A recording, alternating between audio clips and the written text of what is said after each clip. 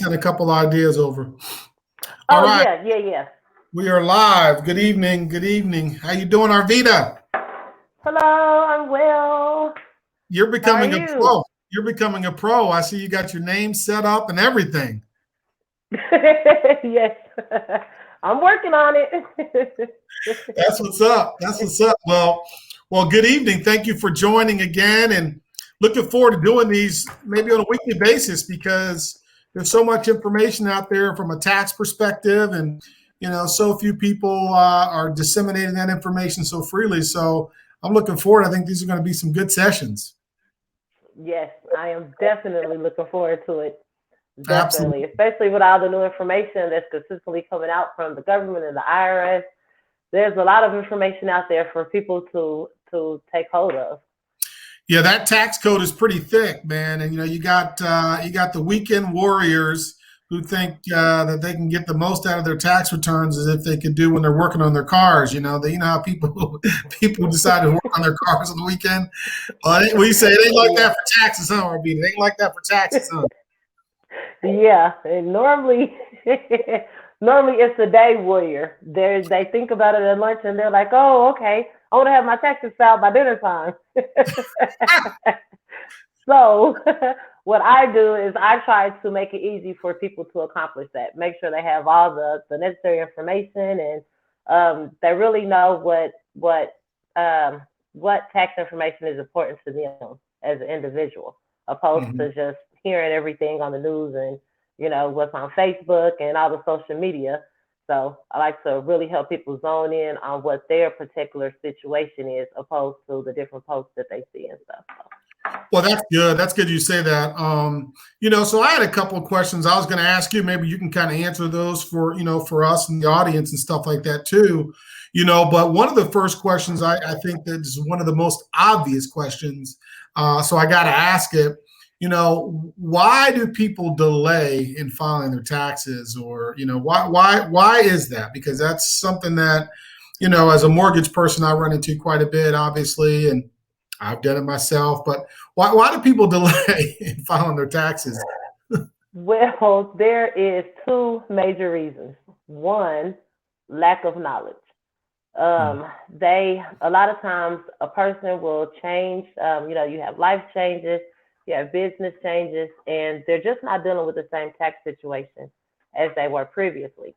So they just have not actually gotten the correct information or found the correct tax preparer that is going to really help them navigate their tax situation for that year. Um, so that and I mean, in which everything boils down really to that one particular reason, lack mm, of knowledge. mhm. Most people, they'll go from getting a tax refund to that year going into the red to where they're owing taxes that year. So, that's just like any other situation in life. You rather collect money than pay out money. Um, so that's one of the major reasons people delay. But a lot of times when a person just doesn't have that either the knowledge or they don't have that comfortability. So because even the tax law changes daily. It Mhm. actually seriously changes daily. Um, Mhm. so when there's so much information out there, and then when you do taxes, it is a professional, industry. So it becomes very, uh, what's the word, Stephen? Intimidating. It Intimidating. Yeah. becomes intimidating. Yeah, Yeah. yeah. Yeah. So, It is. it I know. really just boils Hey, down to. hey, I know when I get a letter from the IRS, I still shake. I'm like, oh man, shaking. I see that. I'm like, man. Oh, I'm taking a Well, seat over there for a little bit. Like, I'll come back now, but I got to be in the right mind frame before I want to be messing with the bill. well, with being a former employee of the IRS, anytime you receive a notice from the IRS, do pay attention to it because they're reaching out, letting you know, hey, something's wrong with your taxes, or hey, you may have fraud on your account, or it's a wide of reasons of why they'll contact you. But honestly, the people that work at the IRS, just like me and you. So it's nothing to be afraid of. You know, it's nothing to make you squinch up.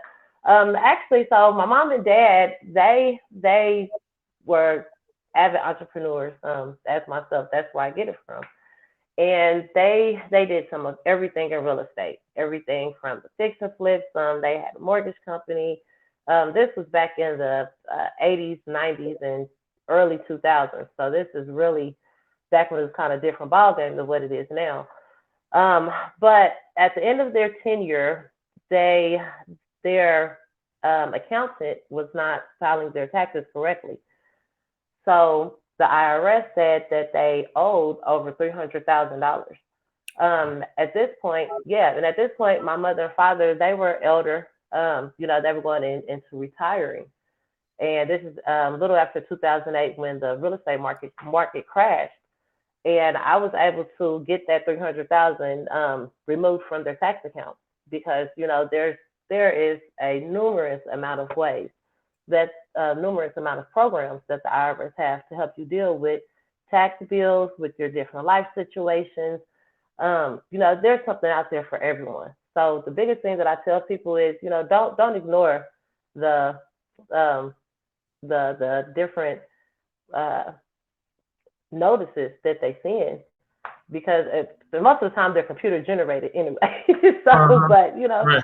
it's definitely, you know, something to pay attention to. Yeah, And anytime you have a question, you reach out to a tax preparer. yeah. And if it's something that, you know, with the IRS, I always recommend try to find a tax preparer that has affiliation, well, that has had prior affiliation with the IRS, and they'll be able to, you know, fully navigate you That's good. That's good. confidently Yeah, within confident. the, you know, That's good. right. So when I delay in doing my taxes, what are the steps I should take if I'm not? So taxes are due on the 15th of April, right? No. So this year, taxes will actually be due May 17th, due to Oh, COVID. okay.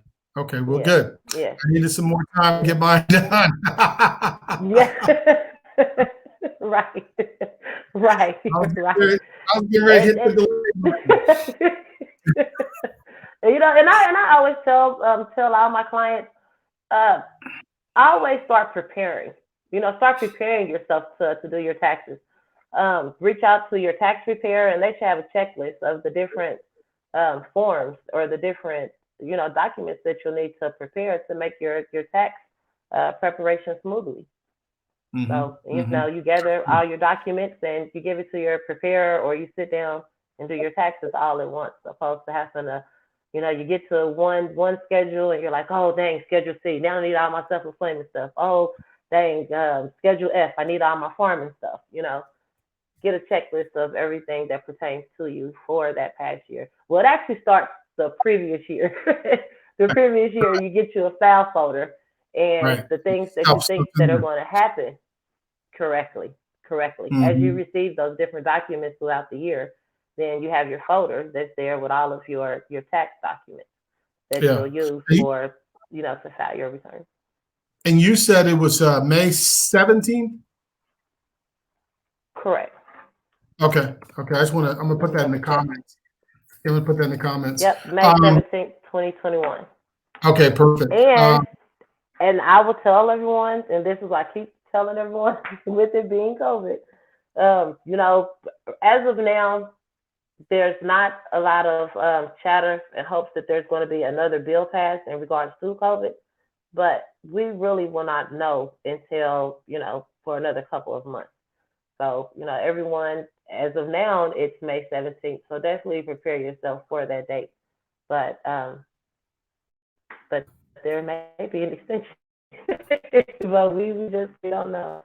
So, and then if you can actually do Just it be with prepared. the IRS just on your own behalf if the government, right, right, right. And then of course, if you need more time, if they do not do an extension for everyone, if you need more time, you can always reach out to the IRS and request an extension on your behalf. And now the extension, that's an I extension think to I file your think taxes. we're We breaking up?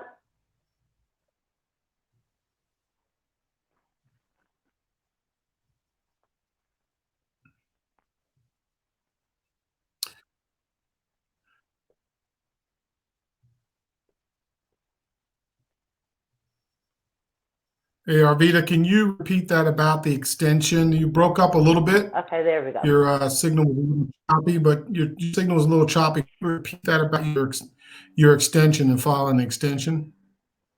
Okay, yes. So with an extension, if the government does not pass a bill or the IRS does not does not do an extension for everyone, then you yourself, you can request an extension with the IRS. The extension, it is not an extension to pay any taxes that's owed, but it's an extension to actually file your return. Okay. And we can do that ourselves personally as well as go through a tax preparer to do that? Correct. If you self file, then there will be you can go on there and there will be, depending on which software you use, but most softwares do offer you to do an extension, Okay. as well as your preparer will definitely be able to help you with that as well. Okay. Is there a cost to file an extension or anything like that? No, no, no. But Okay. once again, when you file the extension, it's not an extension for you to not pay any taxes that's owed. It's an extension for you to actually complete your 1040, to actually complete your tax return. Okay. Okay. So I'm just filing an So if you do extension. owe any taxes, right? If you do owe any taxes, then I always recommend, if you do have the funds available, send in an estimated payment, and there's a form where you can say, I estimate this is the amount of taxes that I owe, and then you'll be able to complete your tax return. And anything that if you overpay, you can either ask the IRS to return that by way of a refund, or you can actually apply that to your next year tax liability. Okay, that's good to know. That's good to know. So the extension, like from a mortgage standpoint, I think it's important to mention Mm-hmm. that when folks are buying a house or want to buy a house and we are waiting on taxes, right now, Mm-hmm. since the taxes are not due for 2020, because the deadline is until May 17th, then we would be Mm-hmm. basing everything off of what they did, 18 and 19 on a W-2 basis, or 18 and 19 what they did on a self-employment basis, which is good, right? But even if we got to the point to where we were past May 17th, and they could qualify off of 18 and 19.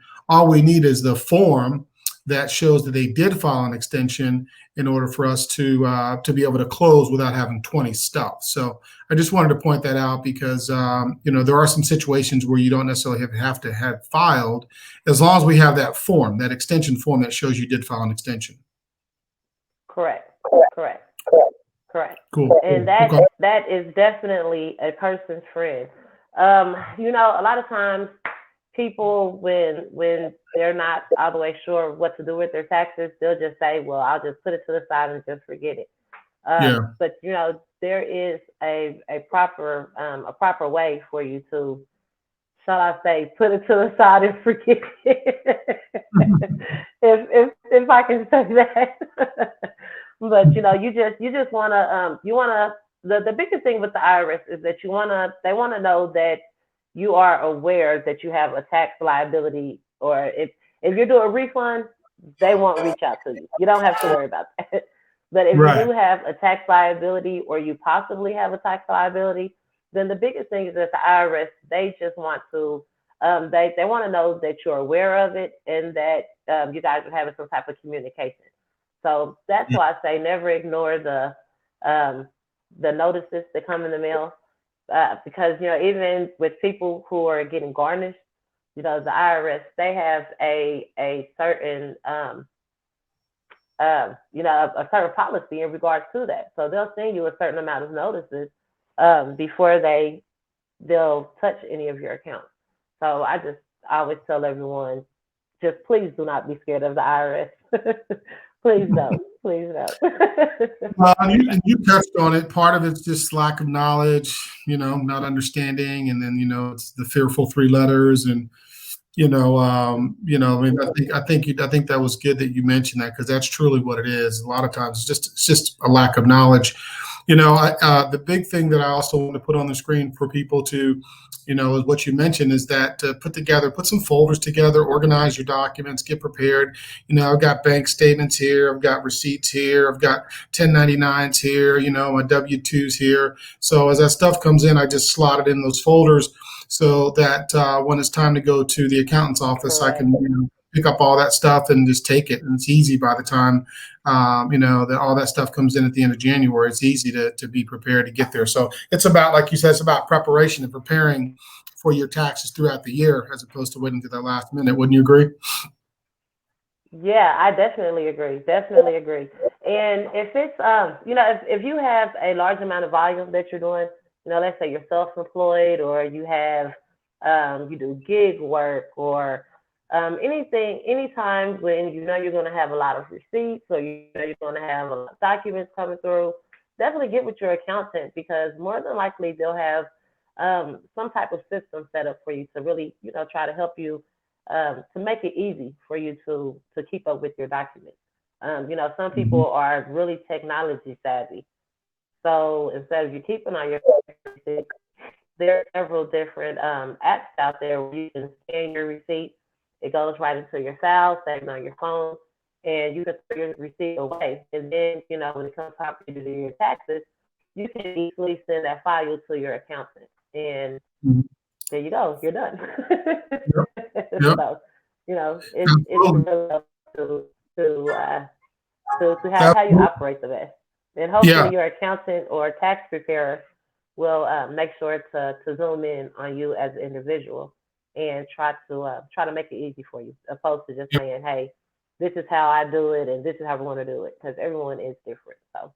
Yep, absolutely. And our guy Tony said, "Hey, listen, I file expenses every year," which actually I do too. Hey, last minute and then some before I do them taxes. But he's right. The best way to avoid being audited is to be true and be honest, right? I mean, that's the best way. Are there some flags and things of that nature that trick the IRS? Are there some flags that lead to audits? What does that? Well, one of the biggest things is continuously showing a loss. The IRS feels if you're losing in your business, then you need to change business.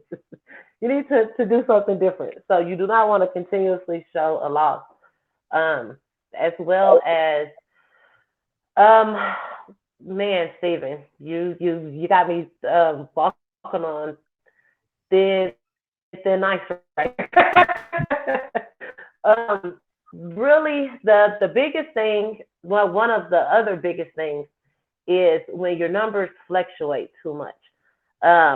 There's most of the things are common sense, but the IRS, they use a lot of computers, so it's really common sense. Your deductions, you don't want to make 100,000 a year and then you show that you spent 50,000 on your meals.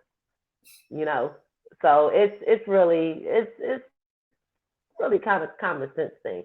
And I would really tell anyone to talk more interpersonal with their tax preparer, and they should be able to kind of go over your personal tax situation and be able to let you know the things that you should claim, the things you should not claim.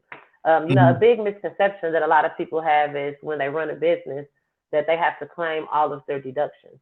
You do not have to claim all of your deductions. A misconception people have is that they have to claim all of the money that they receive. You don't have to claim all of the money that you receive. You only claim, by law, you have to claim any time a person or a business pays you $600 or more, then that's when you have to claim it with the IRS. Each tax situation is different. Yeah, that's absolutely. what I'll say. So, well, and I'll tell you, when you're worried about, I was just going to add in, when you're worried about the whole auditing thing, one, I'd say try to keep it as honest as most. I mean, you just want to be honest. 2, find you a very skilled tax preparer and or accountant, someone that has had experience with the IRS, and then they'll be able to have a one-on-one with you with with your personal tax situation, and they'll kind of be able to go over the different things that you maybe should not put on your tax return, and then the things that you probably should put on your tax return, and Yeah, some then things, that should kind of right? help. Some things you might be missing, right? Yeah, yeah, right, So, correct. Some things you may be missing or miscalculations. so I'll tell you, anybody else, the auditing process is a bugger. I mean, I actually went through an audit probably, I don't know, maybe 15 years ago. I don't know, what is this, 2021, 10, 15 years ago. And every receipt, I've had multiple businesses. So, and I worked, for Sprint. So I was so used to, for working in corporate America, I was so used to keeping every receipt, doing a report, putting together, documentation regarding what the expenses were for, so I was used to that. So when I went out on my own business and started a business, like 3 or 4, maybe 4 years, 4 or 5 years into that, I got an audit, and I got an audit because there was one. So we did our taxes early. This is part of the reason why I don't file my taxes early anymore. We did our taxes early, and we did them so early, I didn't even think about the fact that there was a 1099 out there from one of our big clients, one of our biggest clients. And, Yeah, we taxes, I that's signed. Yeah, I did. I signed off on the taxes. I didn't even think about it. You know what I mean? And then here comes in the mail a letter from the IRS saying, "Hey, we got a transcript from your one of these clients that they paid you $100,000. We didn't see that on your tax return, so we need to audit you." And so they're so looking I for had to take. tax evasion. Yeah, so I had to take all the papers, everything down there, and that was the only thing that they found. Now, again, that's only because having I tell you what, having worked in corporate America, that really prepared me to deal with documenting everything, keeping every receipt, being organized. And I mean, literally, we take trips. We have taken trips and strategic planning sessions that just so happen to be in places where there was sun or water or things of that nature. But we worked and we documented that, and that came from my experience in corporate America. So that through that whole audit process, the only thing they found was that one thing that they already knew, which was that one invoice. Mhm. And so Yeah.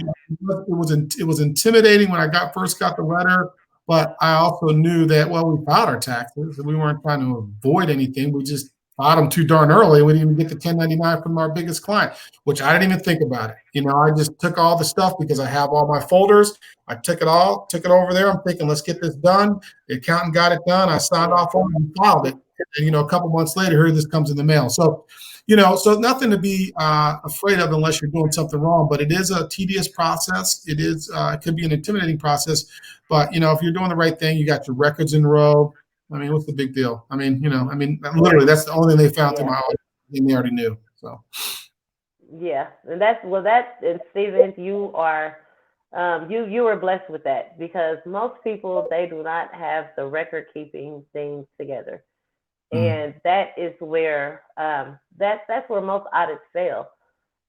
Every industry that you operate in, they kind of have their own little tax code, tax law, mm, as mm, far as information that you need to keep, and how you correctly document um, the things that your services that you're offering, or the whatever it is that you're doing. The IRS, believe me, they have a code for it. yeah, So, I super recommend, if you're operating a business, if you're self-employed or you're a business owner, um, make sure that your accountant knows about the industry that you're in, or your tax preparer knows about the industry that you're in, and they're able to, correctly file your taxes to reflect that.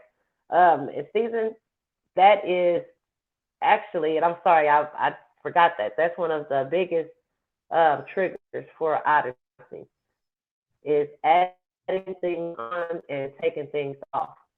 Because the IRS, they get anytime someone pays you, they have to send in documentation to the IRS. Anything over $600 is reported to the IRS. So not only do you report, the person that you got the funds from, they have to report it as well. So, and that's where the audit came in, because they reported they paid you $100,000. They were right, exactly. Yeah, absolutely. And I think it's important that you said, like what Tony says, just be honest and be true with your filing. It ain't even worth it. But be organized. Like I said, I think that having your system to organize yourself makes it easier. And you know what? I was just too quick. We were just too quick. It was a matter of, hey, January 31st hit and we were out the door with everything and we didn't even think about it. But, so it was like, whatever. No big deal. Now we had to go back and pay taxes on that extra money. Yeah. That was the one thing we had to pay. So yeah, the IRS, they want their money.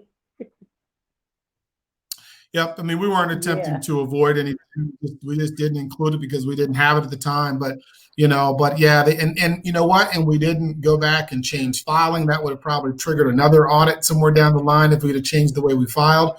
We just filed the same way we were filing every year after that. You know what I mean? So if we'd have wrote off a whole bunch the next year, they'd have been like, okay, well, another audit.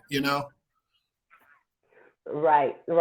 Well, and see, that's why I say I always work with a knowledgeable tax preparer, because there is ways.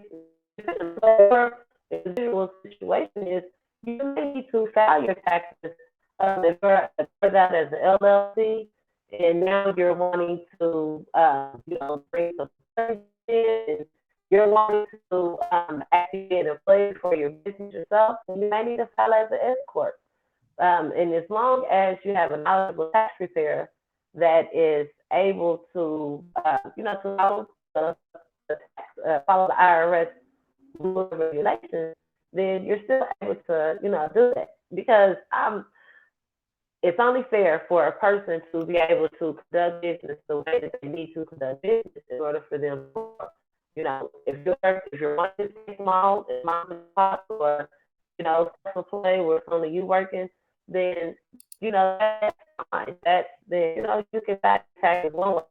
If you want to grow and become a corporation, S corp, do things a different way, then it's only fair for you to be able to do that. And the IRS, they do become very intimidating, but there is definitely a way to correctly go from being smaller time to larger, shall I say. Yeah. Going from LLC to Schedule C to S corp. Right.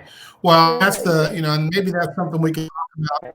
Maybe that's something we can talk about in future shows as well. That process of going from a sole proprietor, down to a Schedule C, on up to to an S corp, or maybe that's something we can definitely talk about, because there's a lot of people out there that weekend warriors, side business Sandy, who's not an LLC yet, who's operating under a sole proprietor, and maybe not capitalizing on all the things that they can be doing from a tax standpoint either. So there's benefits associated with being organized as an organization, right, as opposed to just filing as an individual, right? Oh yeah, yes, most definitely, most definitely. All the way to from the biggest thing that helps you. The biggest thing that me personally, I look at when you're going to a corporation is your generational. That's something really in a community, and then if you can create a legacy, shall I say. Opposed to when you're self-employed and it's just only you operating, it's a little bit harder. But when you have your corporation, then you're able to really expand and reap a lot more of the benefits that's out there, shall I say. Absolutely. Absolutely. Good. Yes, and Good. that's definitely a whole nother hour. It is. At least an hour conversation. So It I'm is. going to It's jot that down for us to touch on that. Yeah, yeah. Well, I think that's why it'd be good for us to hop on there and do these on a regular basis. There's so much information out there that, and most of us, like 99.9% of us, have no clue what it is. It's only the people that are in the profession, like yourself, or that small percentage of people who've had to go through a little bit of this stuff that know, but the masses have no clue. And so I think it's really good information that we can be sharing and helping people out with. Yes, yes. I am definitely excited to share my knowledge with everyone. So Awesome. Awesome. I really All right, cool. appreciate it, Stephen. You betcha, no problem. I appreciate you joining, and let's do this on a weekly basis. If you guys have any comments or questions, reach out to Arveta Higgs. Arveta is on Facebook, right? And you're also out there. I think we have all your information from the previous one. So what I'll do is drop that in the comments so people can get in contact with you. In the interim, I was going to bring up your Facebook page so people can see. I Let me know. share I the still screen. I need to do some updating. You know, I'm not too much with social media, so I'll be on social media. So it's up there. That's It's just it's not updated. That's all right. There goes But Arveta Hughes. Your telephone number there is you got your cell phone number is up there, right? That 816 number is the number they can reach you at, right? yes, our contact information is up there. Okay. Is my max tax up there, Steven? I'll pull it up there here in a minute. That's your Max Tax Facebook page. You want to pull up your web? Yeah, the website. Okay. So this is maxtax.info. Oops, wrong one. Sorry. Maxtax. Oh no, goddamn. Yeah, no. Maxtax.info. Well, at least this is it, right? Is this it? Max Tax? Yeah. This is you. Yes, that's it. Oh wow. Yeah, I like this. still riding from the Super Bowl. Yeah. Still riding from the like Super Bowl. That was That's man. right.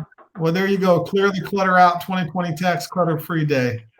So, oh nice. I like this.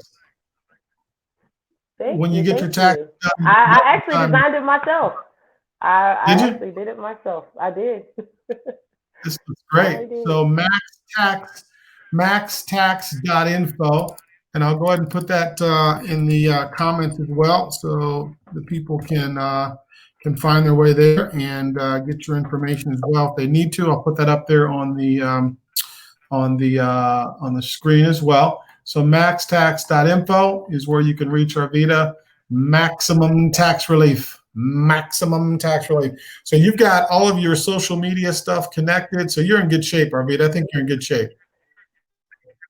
Yes. Yep. I think you're going to be all right.